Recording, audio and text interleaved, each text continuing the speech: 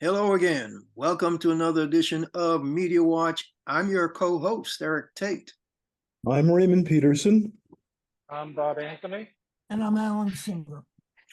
And we're doing this session of Media Watch the Wednesday before our Monday airing. It's being brought to you by the good graces of EVT Educational Productions.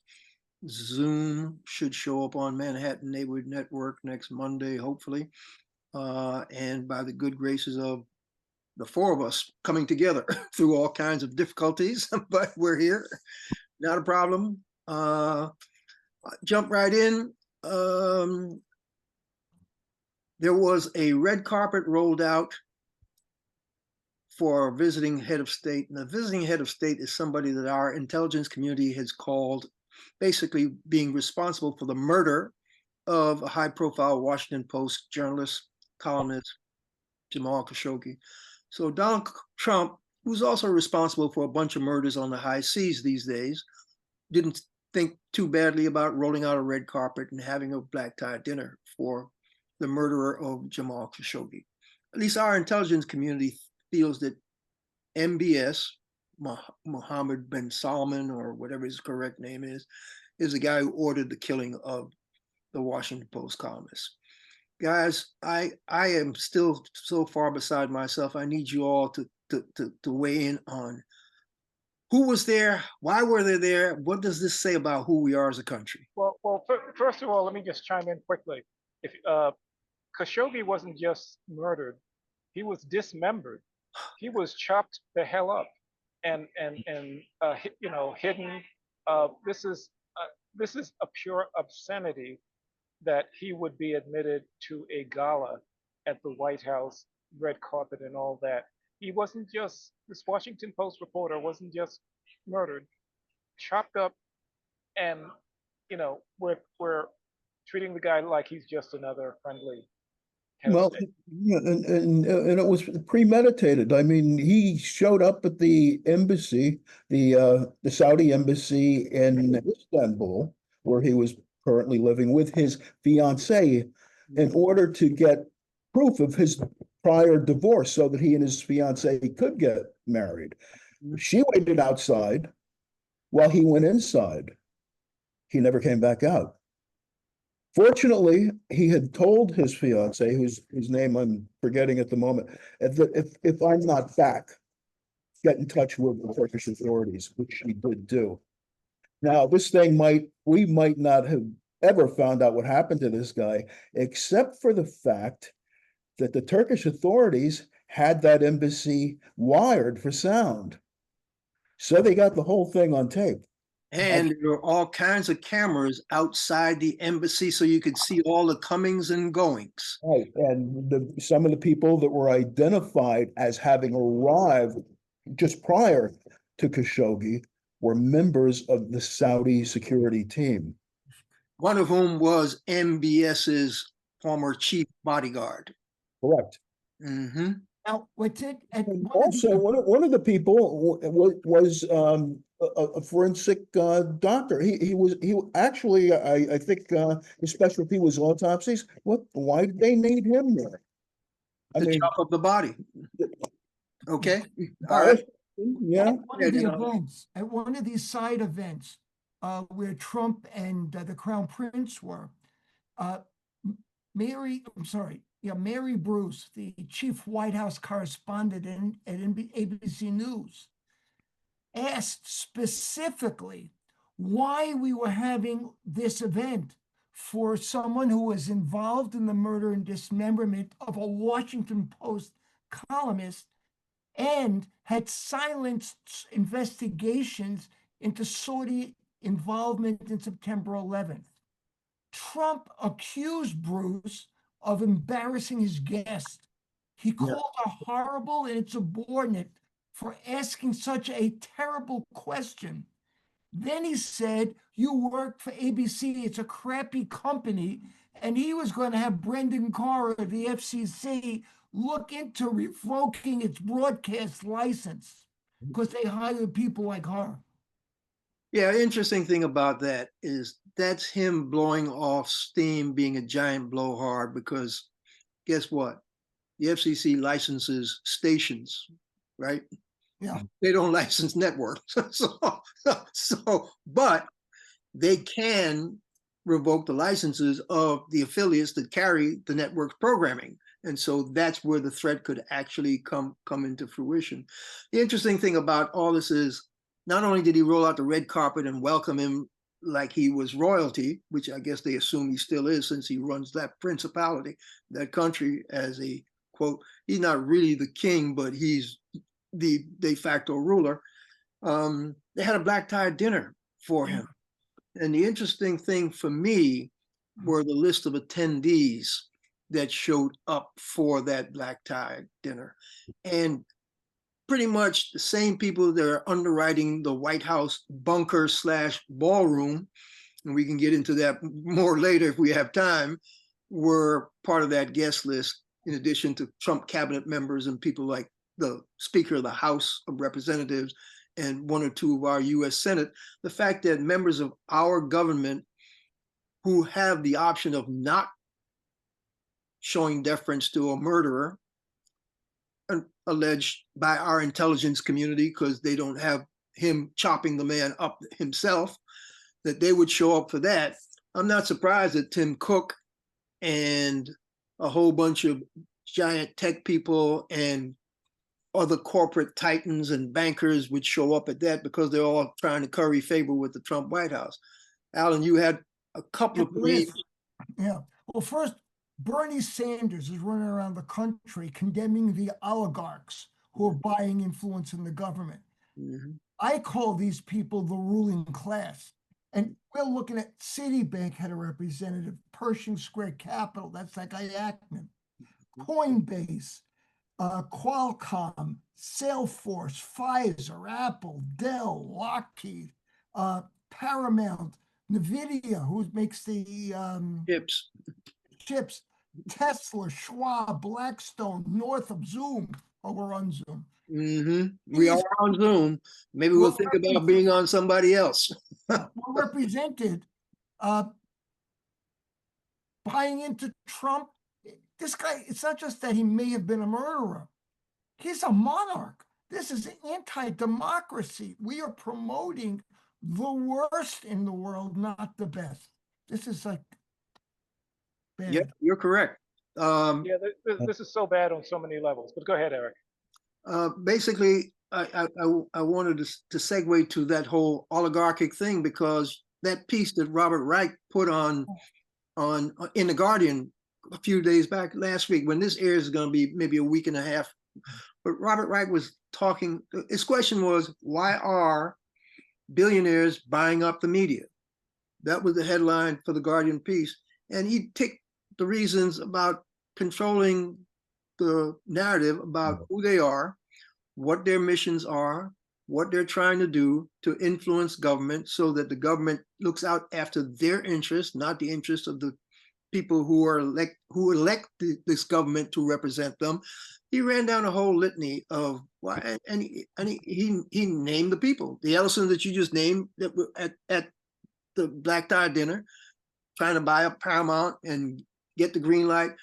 Now switching CBS from the Tiffany network to the next propaganda network.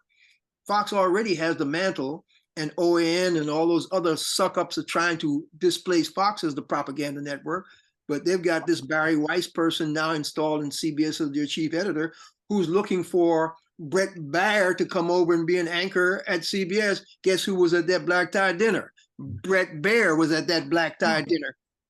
So that's the guy. Yeah, that would exactly solidify this bought up media who could care less about our principles, our values, you name it. Let me get off the plot. Jump in. Just some of the biggies. I mean, Jeff Bezos of Amazon owns the Washington Post. The owner of the Red Sox owns the Boston Globe. In New York, Morton Zuckerman, a big real estate billionaire, he owns the Daily News. Murdoch, we know, owns the Wall Street Journal, the New York Post, and in England, he owns the Daily Mail. This guy, Patrick Soon-Shiong, he owns the Los Angeles Times. Even the New York Times, the newspaper of record that we like to quote, 17% of the company is owned by Carlos Slim Helou, who's the big Mexican billionaire. He's buying up New York shares of the New York Times. The Adelson money owns the Las Vegas paper. The Cox family owns the Atlanta, all over the country. Big press, little press are owned by these guys. And you can't forget the fact that, who is it, Bob? Is it Cox? Is it, what's that conglomerate that gobbled up all the affiliate stations? Sinclair? Sinclair. Yeah. That's a corporate entity that's in that class, and Yes, they're basically sure. pushing propaganda editorials for all their owned and operated affiliated stations. They actually, we ran that clip on one of our shows about all these anchors saying the exact same thing that was mandated by their corporate owners. So yeah. Yeah, and over the weekend, Tina Brown was interviewed by the New York Times, and she had a lot to say about billionaires who bought up press sites, and she called out Barry. Well, she said that Barry Weiss should have taken the money for the free press and skipped taking the job at CBS. Because Yeah, she actually sounded like a Barry Weiss fan, but she wasn't happy that she took the CBS job. exactly. And she complained about the billionaires who thought they could buy their way into journalism, and they basically don't know what the I will say it, but they don't know what they're doing. Yeah, you want to say they don't have their ass from their elbow. Yeah, whatever you're going to say. But here's the point. Tina's missing the point. They didn't buy in there because they wanted to learn to be journalists. They want to control the narrative. That's the No, whole. of course, yeah, and she said that Tina's too. Yeah. thinking that she's a journalist who wants to tell real stories, get to the heart matter, put the truth out there. They don't care about that. Tina, you missed the ball on that one. And let's not forget, we keep forgetting, we're talking about this like, it's a corporate thing. They're just taking over the media. Every coup, every country that's been invaded by a hostile force, the first thing that force does is take over the media. That's the first thing. It's the first thing Hitler did. It's the first thing Castro did. It's the first thing that is done, because if you control the media, you control the narrative. Yeah. And here we're doing the same damn thing. People look at it and it seems like, well, okay, they're buying blah, blah, blah. But Raiders, no, it's not. It's a takeover. That's exactly what we're here to call attention to. Yes, you're correct. That's exactly what we've been trying to call attention to when we say Robert Reich knows what he's talking about. I know, but we're with you on that. But you have to look at the history, though. You have to look at it in terms of historical content. 1898, they got us into war with Spain, promoting a phony explosion of the battleship Maine in Havana Harbor, and it exploded because it was an antique steam coal furnace. But Ray, this is the thing. These same guys own social media. We talk about how our kids are plugged in. True. Meta, which is Zuckerberg, they own Facebook and Instagram. Ellison, this guy who now owns CBS and Paramount, they put in a bid for TikTok. And then Musk has X. So what we're looking at is, the former Twitter. Yeah, we know. They're going straight into the brains of our young people through their earphones. That's so they can control the narrative. That's correct. Raymond, that's the reason why Media Watch has been trying to blow this whistle for as long as we've been trying to blow this whistle. I just want people to realize that this is what happens every time there is a hostile takeover of our government. Well, that's why we're here, to blow the whistle and alert these folks. I'm glad you're alerting them. Now, here's the thing about the media, even when it's trying to do its job, because I want to segue back to what you were talking about before, Alan, because when that guy was, the whole bit about controlling the narrative, Peak Headset was trying to make sure that there was no real press corps in the Department of Defense to look closely at what the hell they're doing when they're blowing these ships out of the water, these boats, whatever you want to call the alleged narco traffickers. There may be people running drugs, But we have no way of knowing that because there's been no press briefing with any evidence that the now 83 people that they have murdered were engaged in any illegal activity. Because guess what? By blowing the boats out of the water, you not only kill people, you have blown up all the evidence. So you could be lying to us, you could be telling us the truth, but we'll never know. But guess what? We do know that international law and US law says you can't indiscriminately kill people willy-nilly without arresting them, bringing them to trial, making sure they've had due process to make sure when you execute them, they deserve to be executed. We are committing murder on the high seas. Donald Trump and Pete Hegseth are murderers. I don't care who wants to say out of firing the military who would resist. The head of the U.S. Forces in the Caribbean resigned. We talked about that, Alan, because the interesting thing I loved about that, and this is coming from a personal, the brother, and I say it loudly, the brother who was charged of the Southern Command is a Morehouse graduate. Wow. When I talked to my son, I said, hey, you see where this guy who was doing, he said, that's the brother saying, I'm not taking this crap. I'm out of here. That's my son's version, and my son is correct. I read that he resigned early rather than stay for his full duration. I said, I know what that is. I spent 7.5 years in the military as a regular officer. He said, this is illegal crap. I'm not signing on to this. I'm out of here. And so, yes, you're correct, Alan. We are all knowledgeable about the fact that this country is doing illegal murder. Murder is always illegal, but this is illegality internationally and by our own laws. That, to me, is as big a story as MBS getting a red carpet treatment. That slashing, chopping somebody's body up murderer is being welcomed here by another murderer who's killing people on the high seas. I say it without fear of contradiction. And as you said, they've been the folks who are actually credentialed to cover the Pentagon right now are the thoroughly unqualified. If you look at the list, you look at the list of the people who left rather than sign that new directive as to how to cover the Pentagon.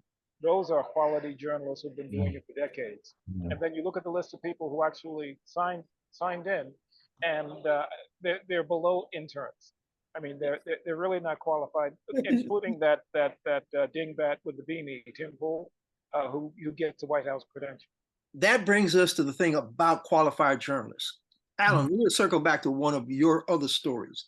The fact that the Bloomberg reporter, qualified journalist who used to work for AP, I think she worked for the Wall Street Journal before she worked for Bloomberg, on Air Force One, is asking this current occupant of the White House a question about, was it the Epstein files? Yes.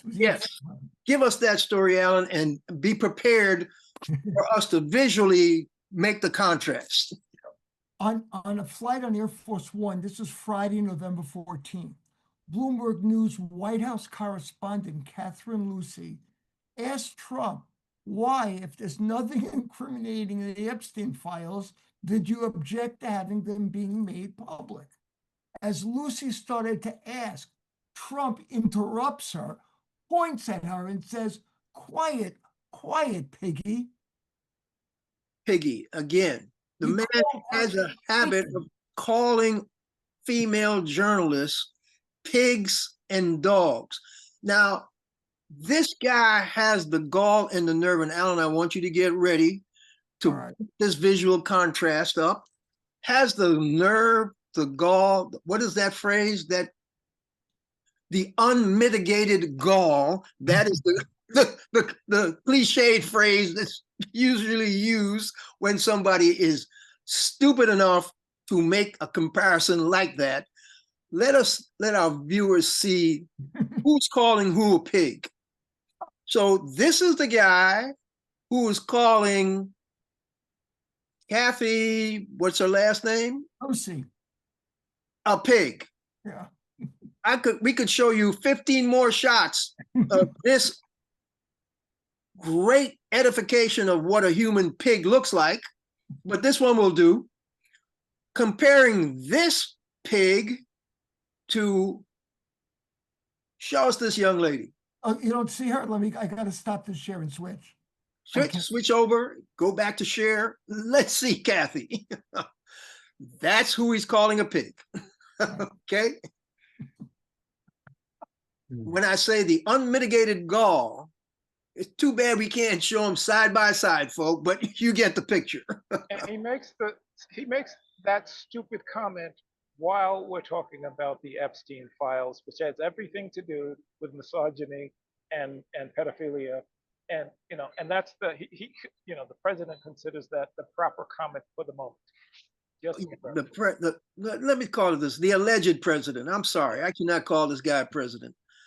Anybody that would indiscriminately kill people and call it his right without due process, and then roll out the red carpet for somebody else that would indiscriminately hack somebody to death or order the hacking of somebody to death, I just cannot accept as a president of this country. So let's call it the alleged president, the current occupants of the White House.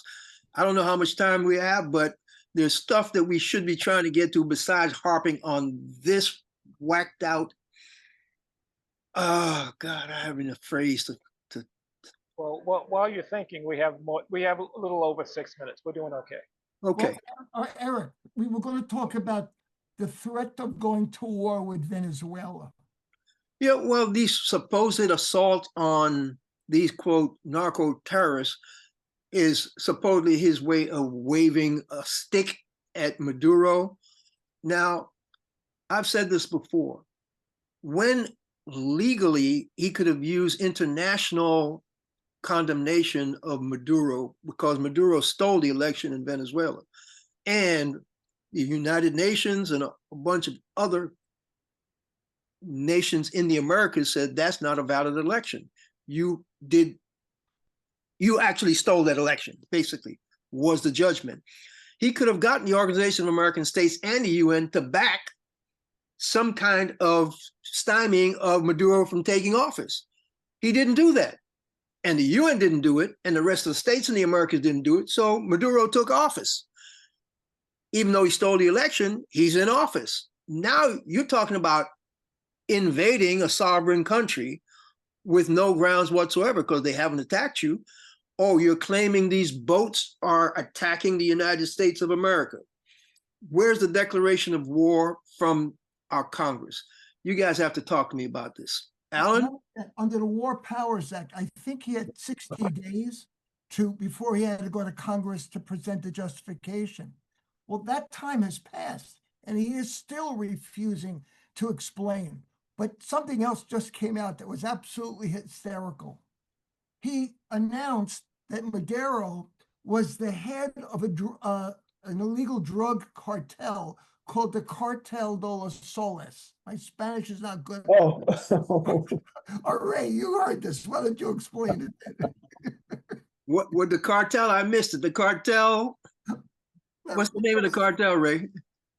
It's a Spanish name. I'm sorry, I didn't retain it. Go ahead. Cartel de los. The thing is, the cartel doesn't exist. In the 1980s, it was a fictional thing that was used to accuse upper class military complicity, but it doesn't exist. There is no Cartel de los Soles. But the United States, Trump is claiming that Maduro is the head of a fictional cartel. Say that name slowly and as distinctly as you can. Cartel de los Soles, S-O-L-E-S. Yeah. Soles, Yeah. Soles. Okay. Yeah, which was a colloquialism coined by colloquials to discuss people who were involved in illegal activities, but had nothing to do with anybody. So whoever dreamt up the name of the cartel is as idiotic as the guy in the White House who would repeat it. Okay? It's like Trump. It's like Trump declaring war on Wakanda. Right, there you go. That's a great analogy. Okay. What was the book, The Mouse That Roared? that country that declared war on the United Right, States. right. I remember that. Yes, you're dating yourself. But go ahead. I am. And Don, I read it in you high brought school. up something that I found interesting that nobody seems to be talking about. How much did it cost in taxpayers' dollars to send the fleet into the Caribbean? I mean, I mistakenly said millions. No, but you're right, it's billions. Got to be billions. Not only that, it was during the government shutdown when none of the servicemen were getting paid a dime to be there. So are we bringing back slavery as well? Yeah, there are people in the White House that actually mumble something about slavery being a good thing. I think Stephen Miller or somebody like that said something like that not too long ago, if I remember correctly. But Bob, you've hit on that issue more than once about the dollars it's costing, and people actually should take a look at it. Every missile or munition that they fire into one of those boats, Yeah, is costing the taxpayer a ton of dollars. Those things don't come cheap, and the fact that you're killing 3 people, maybe 4 people, possibly a multi-million-dollar missile. Yes. Oh, yeah. The cost ratio, what's that thing that business people use all the time? Not return on investment, but the cost ratio analysis of why you're expending that kind of dollars to get this kind of return does not compute. And so with that, we have about a minute. Go ahead. Those are our tax dollars actually going to waste while we become a pariah nation, murdering people on the high seas. Yep. I don't know, guys. The missiles cost about $3 million a piece. Each one. $3 million. Yeah. Well, That's what I got. But I Okay. remember the name of the country from the mouse that roared. It was the Duchy of Grand Fenwick. Right. That's right. Okay.